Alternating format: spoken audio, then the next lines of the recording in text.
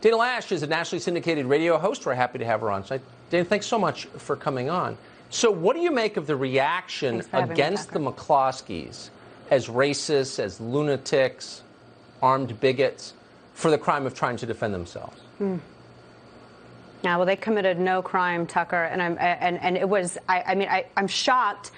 St. Louis is my hometown, so I'm well aware of all of the players that are in this game. Kim Gardner, who is the circuit attorney, who amazingly, and I'm sure you're familiar with this, having talked about it on your program, Tucker, Kim Gardner has refused previously to actually bring charges against some of the violent rioters that committed arson and assault and robbery and all these other crimes during those several weekends in a row when everybody was going crazy all over the country. And to see the McCloskeys smeared and maligned this way, these are individuals who were simply protecting their home. And look, I want to make this very clear for everyone. This area is private property. So this is off of Kings Highway. I lived right by this area in downtown St. Louis when I lived in St. Louis before moving to Texas. And so this is, it's sort of like a gated community. It's a private residential area.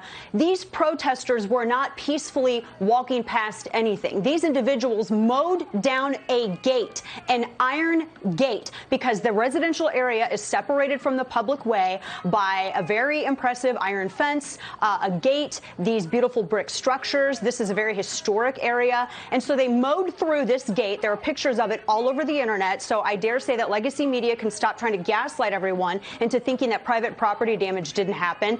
And they were screaming threats at this couple. When you are damaging private property, when you are trespassing, you are ceasing to engage in peaceful protest. And it is amazing to me that Kim Gardner and all of these other individuals out there across the country that are so certain that the McCloskeys are guilty of just defending themselves, that it's okay for a riot mob to do it, or a violent mob to do what they did to damage property, but it's bad for these innocent individuals to defend themselves. That doesn't make sense.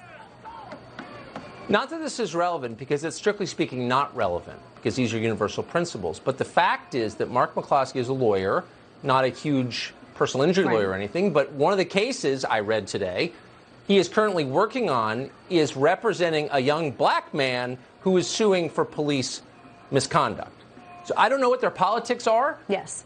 But there's zero evidence whatsoever that these people are racists. What do you make of the coordinated effort by the New York Times, the Washington Post, lunatics, by the libertarian nutcase, to denounce them as racist on the basis of no evidence?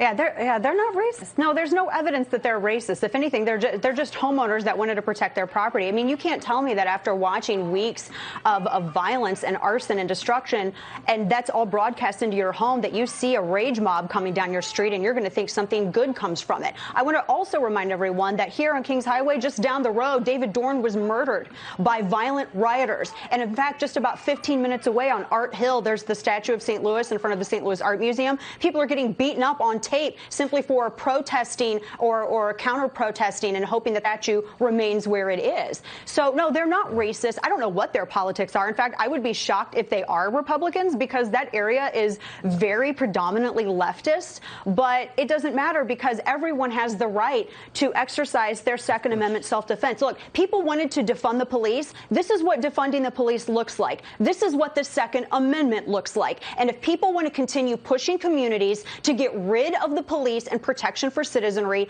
the citizens are going to be the backlash. Of course. When a mob of hundreds of people threatens to murder your family and your dog, I think it's fair to say you have a right to scare them away. You're not a racist for doing that. Dana Loesch, great to see you tonight. Thank you. Our great senators. Hi, Chuck. He used to love me when I was a Democrat, you know.